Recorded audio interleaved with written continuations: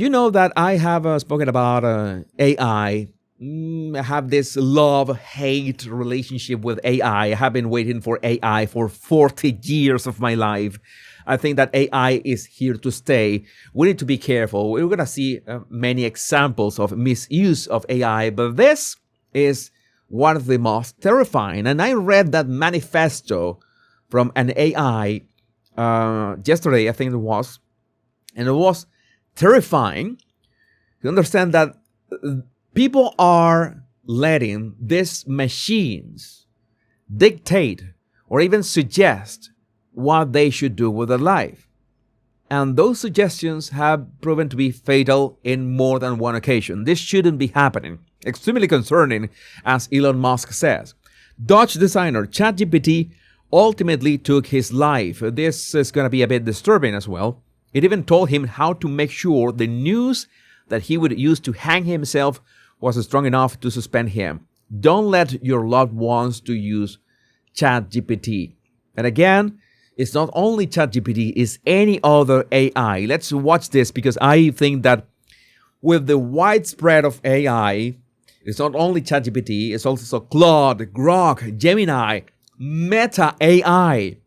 You know that Meta from the lizard Zuckerberg is everywhere.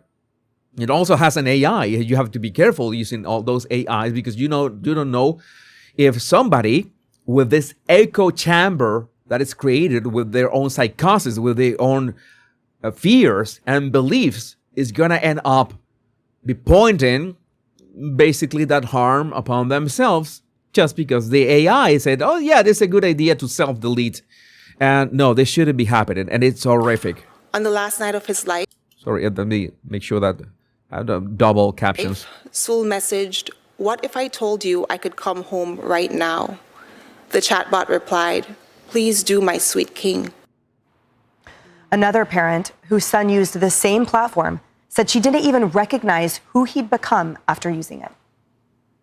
Within months, he went from being happy, social teenager to somebody I didn't even recognize. He stopped eating and bathing.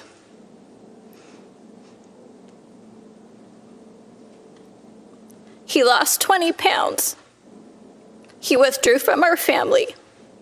He would yell and scream and swear at us, which he never did that before. And one day, he cut his arm open with a knife in front of his siblings and me. It's important to understand this happens because of that constant reinforcement of what is inside the person. I've told you in other of my video essays that if you feel depressed, if you feel anxious, if there's something going on with your life, the worst thing that you can do is stay inside yourself, because that is going to create this vicious circle in which you don't see what is outside of you. Now the problem is, the big issue, and I need you to understand this. This is very important, is that people are going through to ChatGPT or any of these platforms as a way to go outside, quote unquote, of themselves.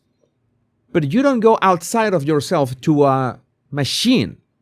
You go to other people, other humans, to say that they also have problems. Maybe you can help them and they can help you. And that's how we get over those situations. But if you go to ChatGPT, your brain is thinking that you're doing something outside of yourself because you're typing onto a PC, right? Or a laptop or your mobile phone. When in fact, you're just mimicking that self-censoring over and over again, because ChatGPT, unless you're very careful and you command ChatGPT to challenge your belief, to challenge your thoughts, to challenge your decisions, which 99% of people don't do, it's going to be the same vicious cycle that you get when you just focus on yourself and your problems and your depression and why you feel that bad. And there's a reason, oh yeah, I feel this bad because of nobody loves me. My family doesn't love me. There's this conspiracy against me. It's because of the color of my skin. It's because I'm not pretty enough. It's because I don't have enough money. It's because I don't have as many skills or something like that. Speaking with an AI will do the exact same damage as just staying inside your own problems and just ruminating on those problems and not seeking for action outside of yourself. This is a very important message precisely because so many people are using these platforms, and these platforms, you don't have to pay for them. They're free. And as free as they are, they can do all this harm. And again, I'm telling you, I have this love-hate relationship with AI because I never thought that the models of the way of training the AI was going to be this way. And it turns out that, well, it is not. It is really dangerous for many people with mental problems. I had no idea the psychological harm that an AI chatbot could do until I saw it in my son.